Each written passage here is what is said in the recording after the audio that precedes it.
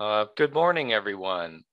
Thank you for joining us today. I apologize for starting just a little bit late today, just working out a few technical glitches as we do in this virtual world, but do appreciate everyone joining us today for our webinar on how to participate in the licensing hearing process for Canadian Nuclear Laboratories' proposal to construct a near-surface disposal facility.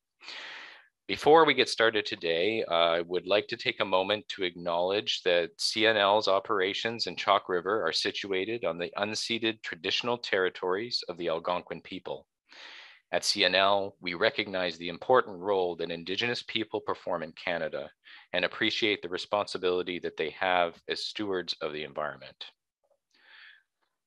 Just a few housekeeping items before we begin. First of all, we'll note that what you're seeing on the screen right now is a list of past webinar topics.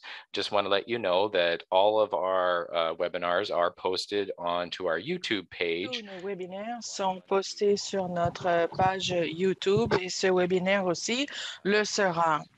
Alors, sentez-vous libre de regarder ces vidéos n'importe quand. En ce qui concerne notre ordre du jour, je m'appelle Bill Daly et je suis le directeur des communications pour les laboratoires canadiens nucléaires. Et aujourd'hui, je vais vous parler de la proposition pour l'installation de mise en dépôt et ça va vous donner des idées de ce que ça va vouloir dire. Après ça, mon collègue va vous parler de comment participer dans cette audience. Et après cette présentation, nous allons avoir quelques sondages que nous allons montrer et nous allons aussi prendre des questions et faire des réponses. Ce webinaire est disponible en français ou en anglais, comme vous le voulez. Et vous pouvez accéder à la traduction française. Vous vous rendrez compte que des fois, c'est un tout petit peu en arrière, et donc ça va prendre quelques secondes avant de rattraper.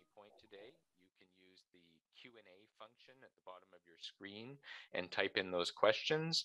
At the end of the presentation, we will be... Et à la fin de la présentation, nous allons donner des réponses à toutes les questions que vous pouvez avoir.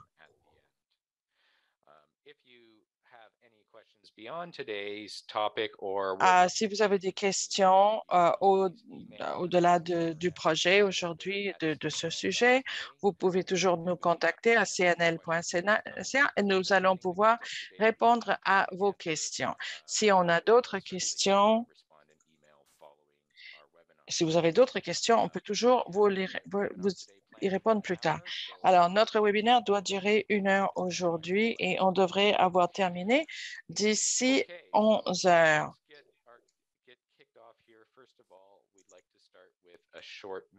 Alors, commençons avec un petit vidéo sur notre projet NSDF. Alors, est-ce que vous pouvez nous montrer le vidéo, s'il vous plaît? Okay, if you could stop sharing, I'll share. Thank you.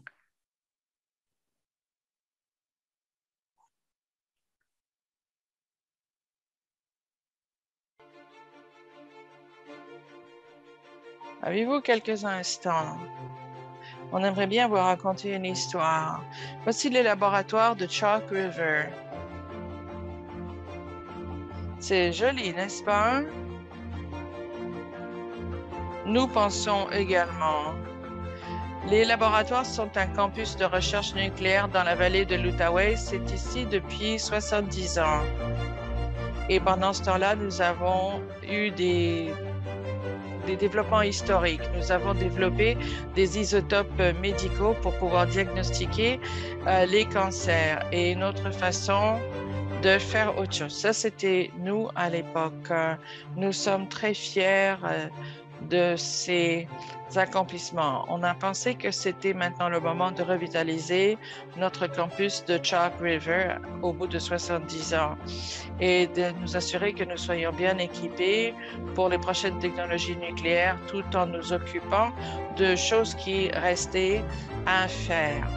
Nous avons fait du beau travail. Nous sommes en train de tout nettoyer par contre maintenant parce que c'est ce qu'il faut faire. Nous voulons laisser à la génération du futur quelque chose de propre. Alors, comment allons-nous nettoyer tout ça? Ça fait partie de notre plan de créer une installation de gestion des déchets près de la surface. C'est la façon dont on peut s'occuper des déchets radioactifs à faible irradiation en s'occupant des sols contaminés avec les EPI tels que des EPI. Et cette installation nous permettra non seulement de revitaliser les laboratoires de Chalk River, mais aussi de protéger l'environnement. Alors, pourquoi est-ce que nous avons choisi un IGDPS? Parce que c'est la bonne conception. C'est le gouvernement canadien qui est le propriétaire de ces déchets et donc ce sont nos équipes qui vont faire le travail. Nous avons satisfait toutes les exigences internationales sur la radioactivité. Nous nous sommes assurés que la GDPS est un design qui soit à l'épreuve des inondations, des tremblements de terre. Et quoi maintenant? La CCSN a une audience en deux parties. La première partie, c'est le 22 février et la deuxième partie commencera le 31 mai 2022. C'est une opportunité pour les Autochtones et les interventions du public à avoir leur mot à dire. Les demandes pour les communautés autochtones et le public doivent être enregistrées et envoyées d'ici le 11 avril à nuclearsafety.gc.ca. Avez-vous des questions? Nos équipes sont là pour y répondre. ERMS stakeholder à cnl.ca.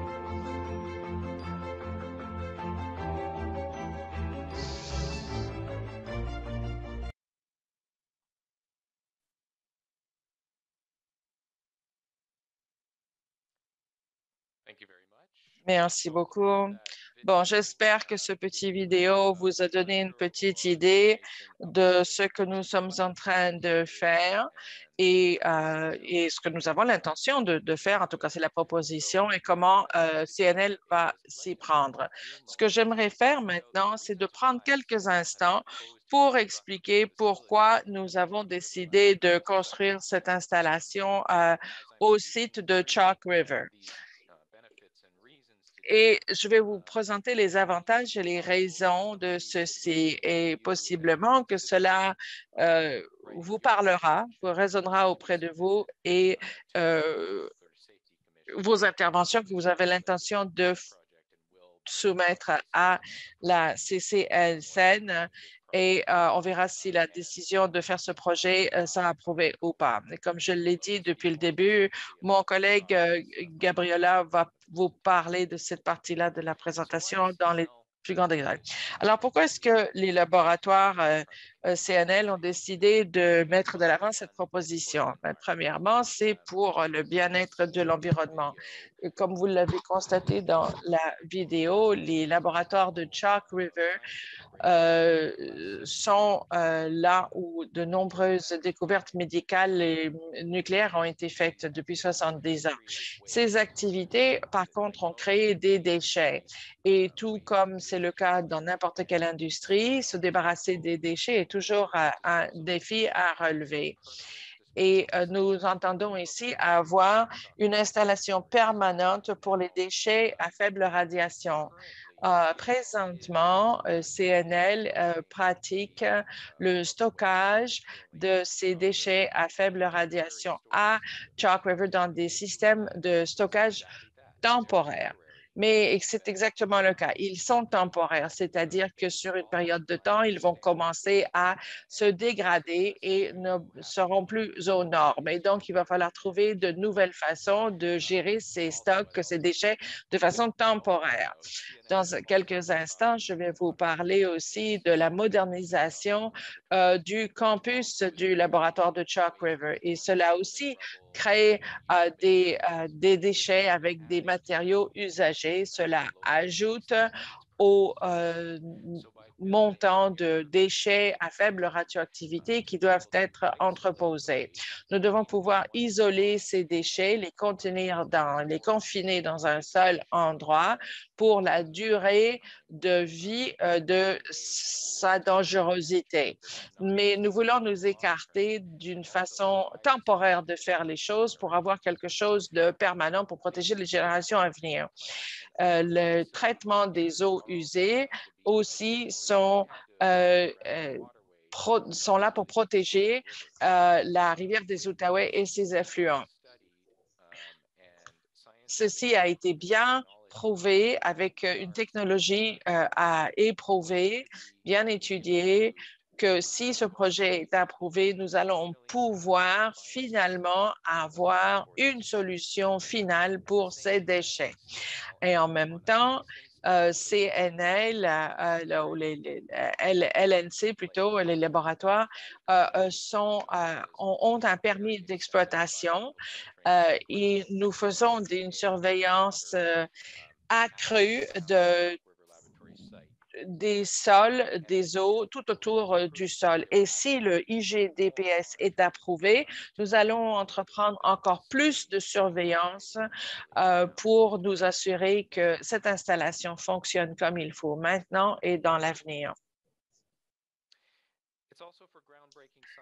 C'est aussi pour des sciences de fine pointe.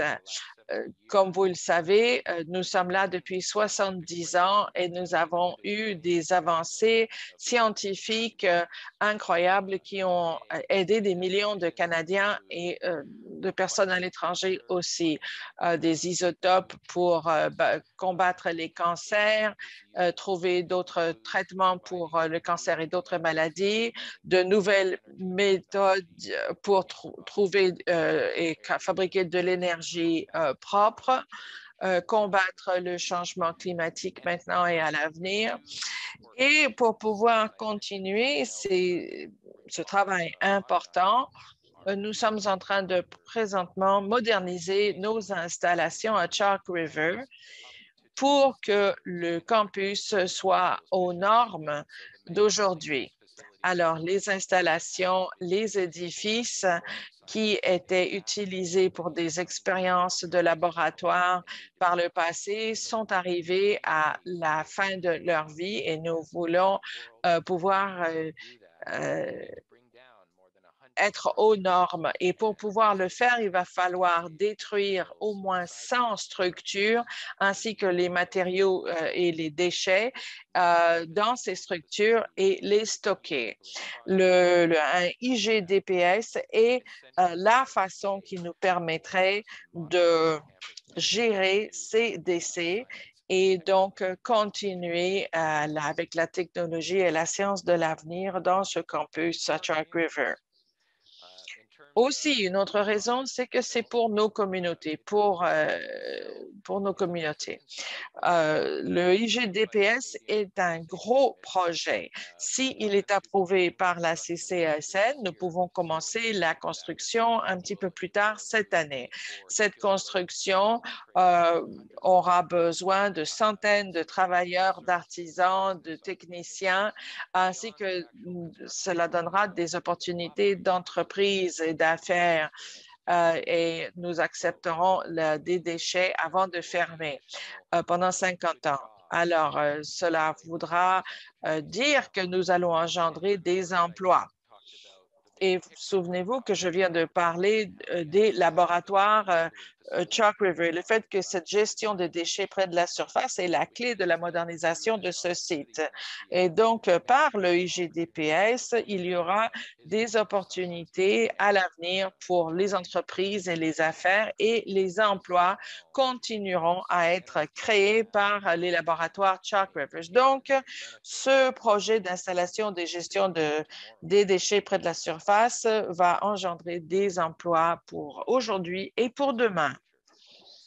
Alors, c'est aussi pour l'avenir. Comme je l'ai dit depuis le début, le IGDPS est une solution pour des déchets à faible radioactivité. Non seulement est-ce que cela avantagera et bénéficiera les gens de maintenant, ainsi que protéger l'environnement de façon immédiate, mais ça va aussi être le cas pour l'avenir et nous allons plutôt que de gérer les choses de façon temporaire constamment, les gens de l'avenir n'auront pas le même fardeau.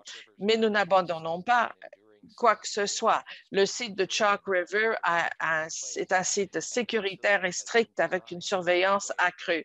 Et tout est conçu pour que pendant les centaines prochaines années, nous allons pouvoir confiner les déchets entièrement. Cela veut dire que jusqu'à ce que les déchets arrivent au point où la radioactivité devient presque nulle et non hasardeuse, ces déchets resteront confinés. Cela veut dire qu'à l'avenir, les déchets ne seront pas un danger. Mais nous serons là pour l'avenir lointain pour surveiller cette installation. Alors, en résumé, l'installation IGDPS va changer l'état de la gestion des déchets pour l'avenir et cette solution est celle qui est appropriée pour les déchets à faible radioactivité. C'est quelque chose qui a déjà été fait dans d'autres pays du monde et nous avons déjà entrepris ce type de projet à travers le Canada, dans d'autres endroits. Cette installation ne sera pas abandonnée à l'avenir et créera des avantages pour les gens de maintenant, aussi bien que ceux de l'avenir. Je vais maintenant donner le micro à Mike Labriola pour expliquer comment le processus d'octroi de permis fonctionne à l'intérieur de la CCSN. Bon, voilà, Mike, vous pouvez prendre le micro. Merci, je m'appelle Mike Labriola. Je travaille avec ce projet depuis 6 ans et je suis ici à la place de Sandra Font qui normalement aurait été ici. C'est une audience en 2 parties de la CCSN. D'abord, il faut regarder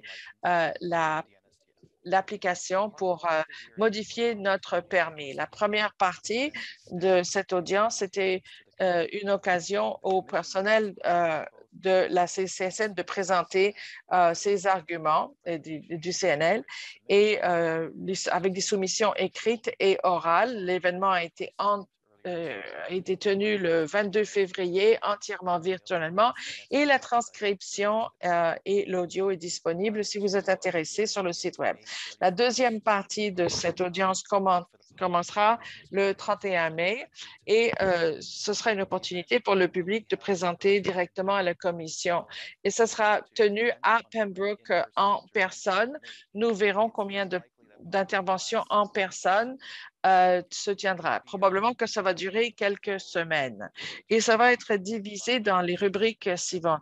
Les environnements, évaluation, participation des Autochtones, cas à long terme et amendements et modifications au permis. Les interventions, tous ceux qui ont une expertise ou un intérêt dans les IGDPS peut intervenir. Le personnel du Chalk River aussi a le droit d'intervenir, mais nous recommandons que vous le fassiez à titre d'employé. Alors, les 4 étapes sont de soumettre une demande d'ici le 11 avril. Vous allez recevoir un accusé de réception et la commission vous donnera ou pas la permission de vous présenter. je pense que c'est juste une provision pour s'assurer que vous allez parler du IGDPS et pas être hors sujet. Je ne suis pas au courant d'une demande qui a jamais été refusée. Il y a deux types d'interventions possibles. Il y a une qui est faite par écrit uniquement ou une qui est faite de façon orale avec une présentation écrite. Pour celles qui veulent être orales uniquement, elles seront toutes lues avant la date et votre soumission ne sera pas nécessairement lue à voix haute, mais va peut-être être référée par les membres de la commission générer des questions. Si vous avez l'intention de faire une présentation orale, vous avez un maximum de 10 minutes pour vous exprimer. Vous présenterez directement aux membres de la commission et cela voudra dire qu'on vous posera peut-être des questions. Remarquez aussi que toutes les soumissions seront disponibles au public. Votre information personnelle, telle que votre nom et votre adresse, est inclus. Mais si vous ne voulez pas que votre téléphone et votre adresse soient données au public, vous pouvez la donner de façon séparée. Prochaine diapo.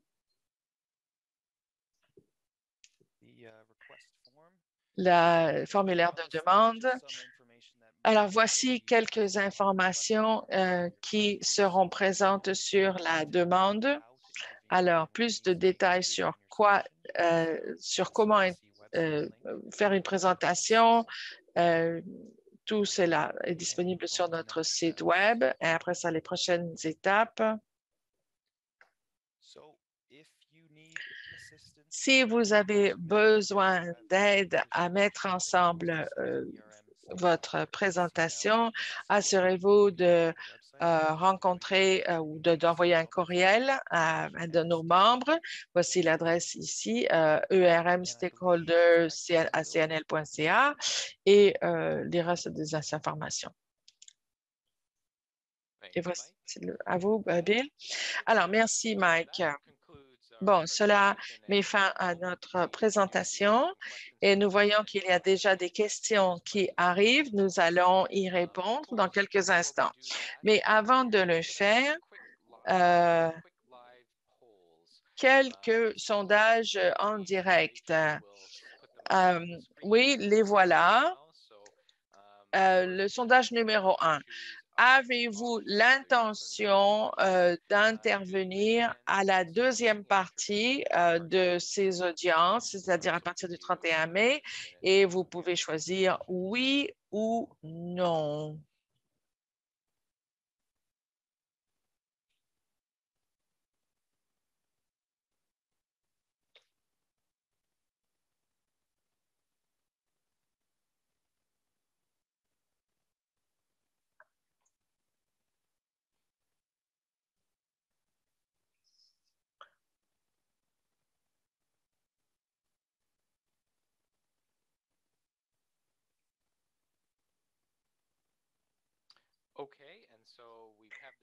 Bon, nous avons la réponse. On dirait que 90% des gens disent non, ils ne veulent pas soumettre une intervention, déposer une intervention. C'est bon à savoir. Si vous avez des questions à poser sur ces interventions, nous sommes heureux d'y répondre. Et je crois que nous avons une question supplémentaire, la deuxième. Avez-vous trouvé ces informations partagées dans ce webinaire utiles? Alors, vous pouvez choisir oui ou non. Prenez quelques instants pour répondre.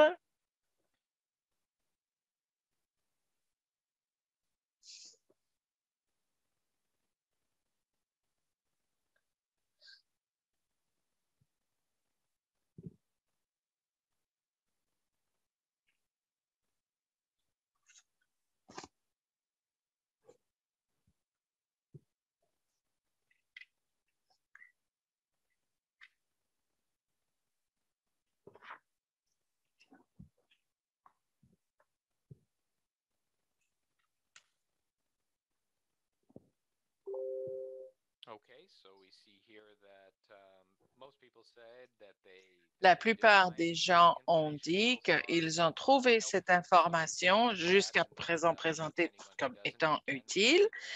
Et si vous voulez plus de renseignements, je suis heureux de vous donner d'autres renseignements. Alors, nous comprenons ce que nous devons faire pour communiquer au sujet de ce projet. Nous en sommes au point où je vais répondre à autant de questions que possible. Et si toutefois nous n'arrivons pas à vous donner le résultat, on vous le dira. Alors, est-ce qu'il y a un risque? Apparemment, les installations d'entreposage vont se dégrader sur une période de temps, ce qui veut dire qu'il y a plus de risques pour l'environnement. Si on permet cela, est-ce que ça ne va pas être en enfreinte de la licence? Avez-vous, vous n'êtes pas obligé de vous en occuper? Oui. Et tout est maintenu selon les normes exposées, qu'il s'agit de déchets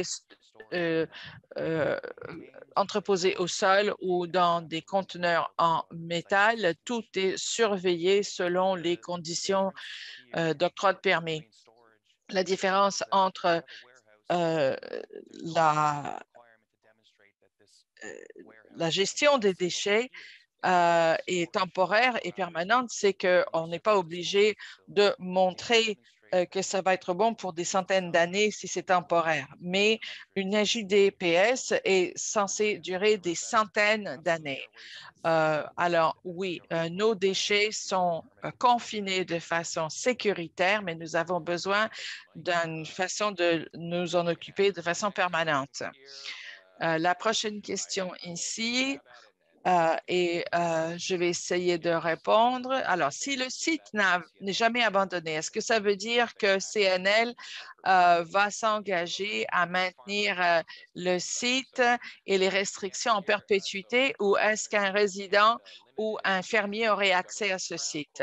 Alors, pour l'instant, Énergie atomique du Canada est une corporation de la Couronne et nous exploitons leur site à Chalk River, mais ça appartient au gouvernement. Alors oui, les laboratoires nucléaires de Chalk River sont censés être une entité qui va perdurer. Aucune intention de fermer le site à ce stade-ci et il est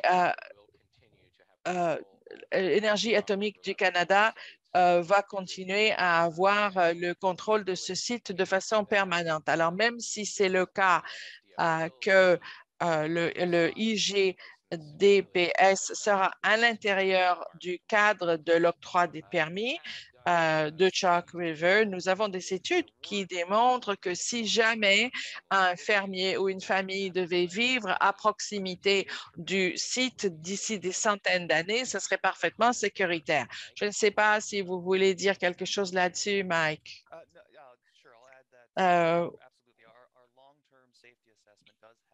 Alors, notre évaluation à long terme tient compte du fait que ces contrôles institutionnels pourraient finalement ne plus fonctionner et que les gens vont vouloir s'installer à côté de l'installation. Donc, nous devons donc démontrer que nous sommes conformes à toutes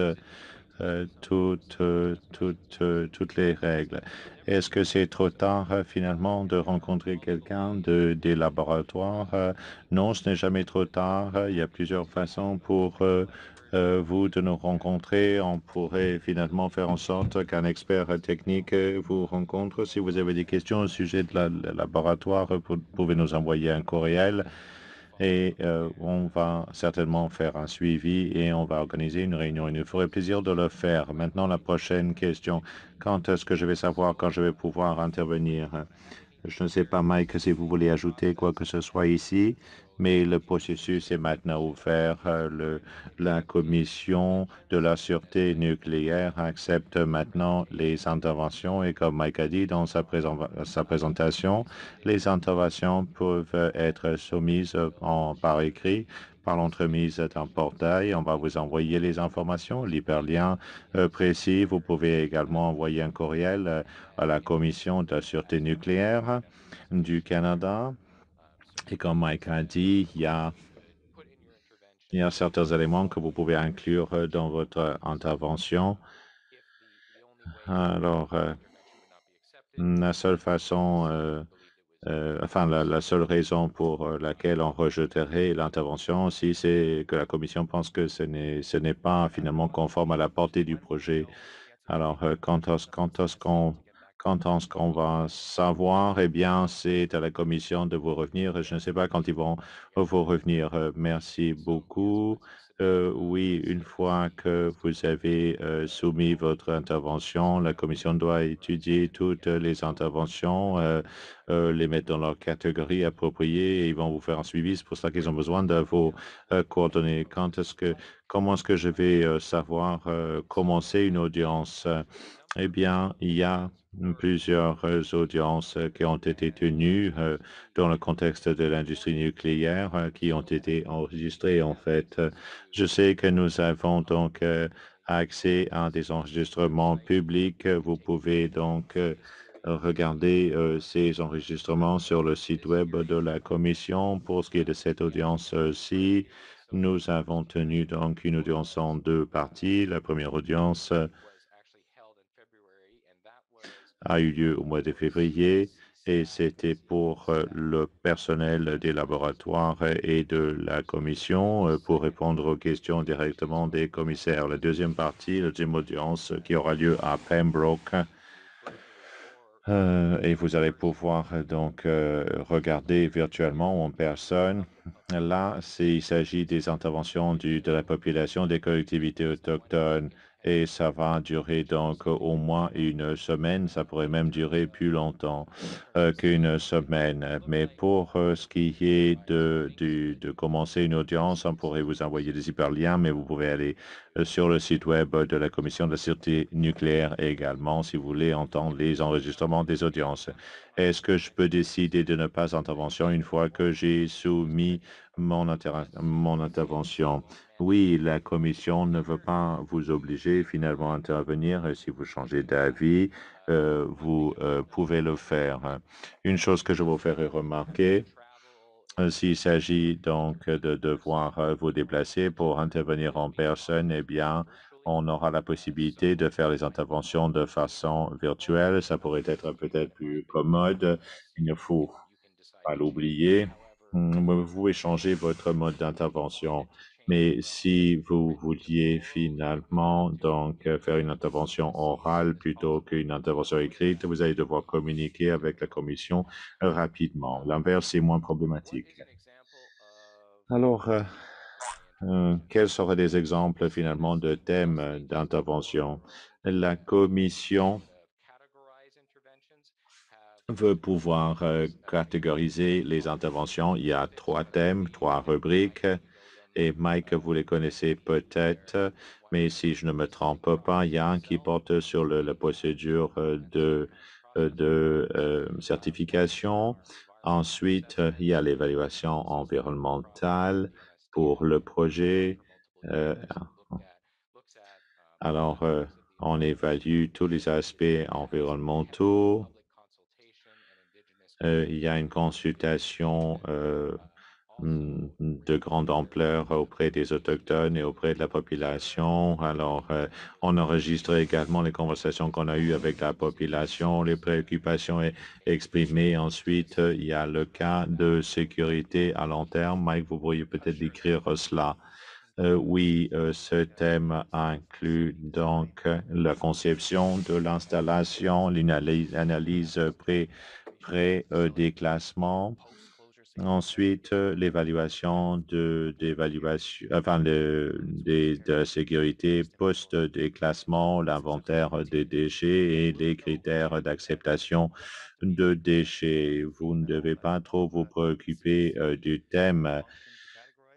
C'est plutôt donc pour l'administration au sein de la commission. Donc, vous pouvez faire l'intervention qui, bon, vous semble, et la commission finalement va vous attribuer à telle ou telle catégorie. Oui, vous avez tout à fait raison.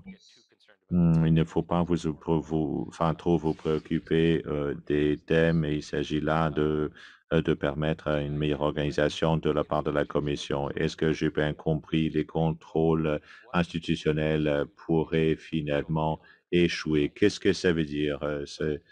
Mike, à vous. Eh bien,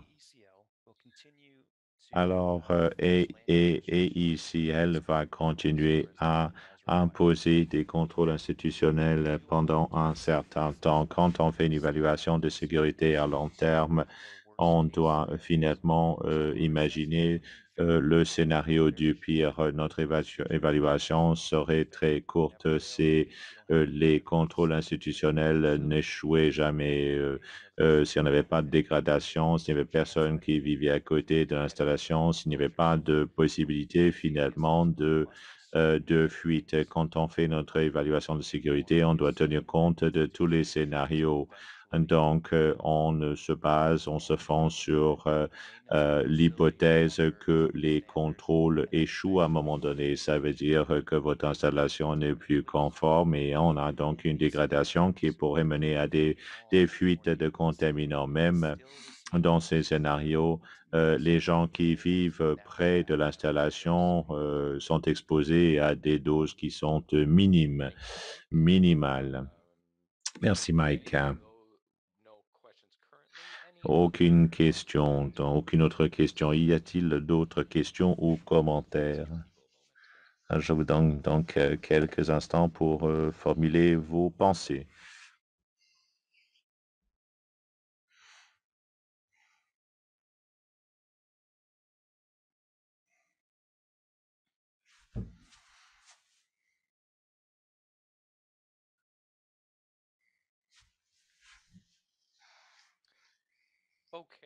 D'accord. Alors, une question qui vient d'arriver. Quels sont les thèmes abordés par la population? Est-ce qu'on leur a permis de comprendre finalement que les déchets seront entreposés finalement dans un état beaucoup plus sûr que leur état actuel? Alors, tout d'abord, la mobilisation du public continue depuis bon nombre d'années. Il y a plusieurs thèmes qui ont été abordés et donc les thèmes les plus importants qui ont été abordés. Tout d'abord, le type de déchets qui seront stockés. Alors, il s'agit donc de déchets à faible intensité, pas de déchets de type intermédiaire. Il y a beaucoup de questions à savoir comment peut-on protéger la rivière des Outaouais. Eh bien, alors, est-ce qu'il y a possibilité de fuite de contaminants qui seraient donc déversés dans la rivière? On a abordé cette question. Également, la conception de l'installation. Nous avons donc des processus de traitement des eaux. Donc, l'installation est construite sur un socle rocheux qui dirige finalement le flux des eaux il les éloigne finalement de la rivière. Nous avons eu des présentations là-dessus, nous avons conçu des vidéos, nous avons utilisé tous les moyens pour répondre à cette question. Mike, avez-vous d'autres exemples?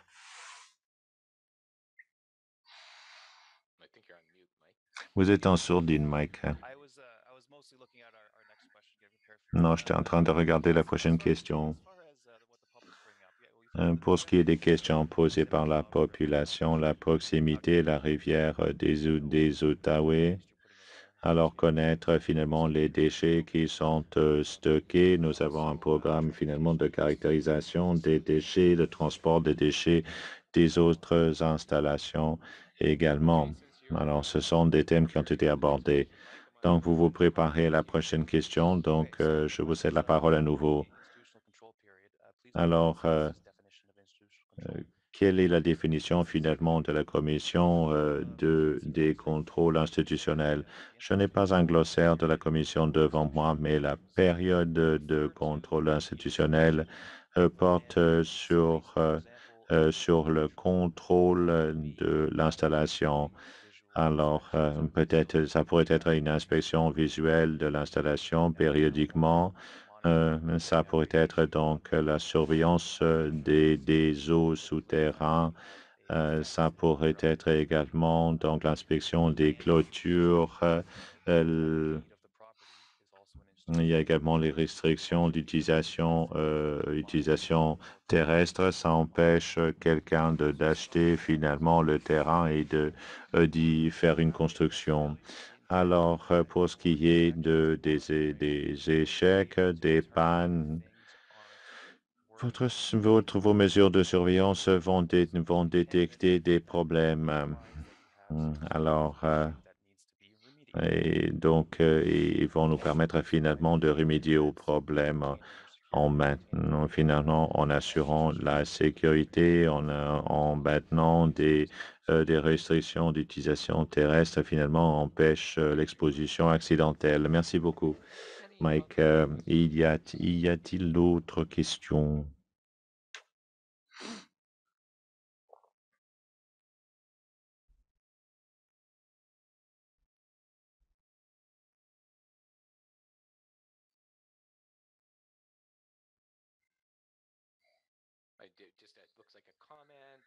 Un commentaire. Le contrôle institutionnel signifie finalement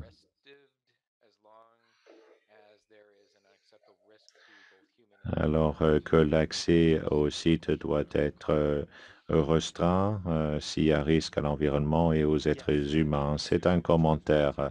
Les contrôles institutionnels seront en place pendant aussi longtemps que le permis sera en vigueur. Voilà, c'est une zone d'accès restreint. Alors, y a-t-il d'autres commentaires ou questions?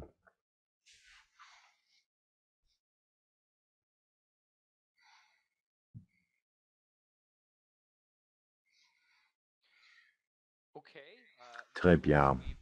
Alors, je crois que ça termine notre webinaire aujourd'hui. C'est un projet finalement auquel nous croyons. C'est très important pour les laboratoires. Alors, la gestion des déchets nucléaires est